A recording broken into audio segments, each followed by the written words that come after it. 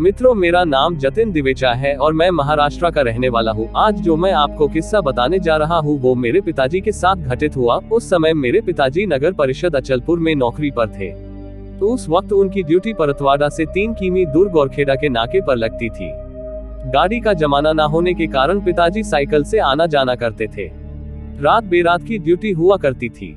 हमारा घर भी गोरखेड़ा में होने के कारण एक रात पिताजी 1 बजे नाके के लिए निकले। संतरे के बगीचों की ठंडक थी। रास्ते पर 1-2 लाइटें थी।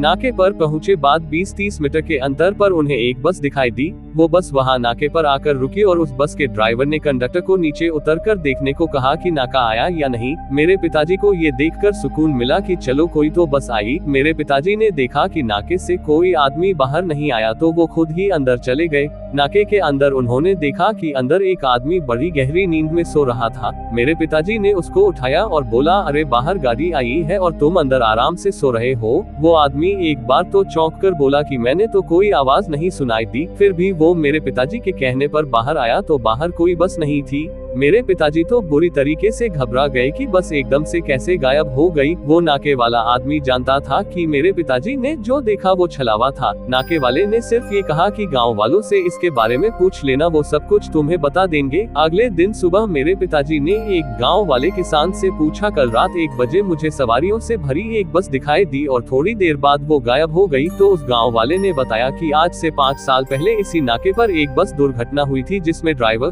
कंडक्टर समेत 20-30 यात्री मारे गए। तब से अब तक कई लोगों को उस बस समेत ड्राइवर कंडक्टर का छलावा नजर आता है। मेरे पिताजी ये सुनकर काफी घबरा गए। उसके बाद उन्हें वो बस कभी नजर नहीं आई, लेकिन वो आज भी इस किस्से के बारे में हमको बताते हैं तो हमें बहुत भय महसूस होता है।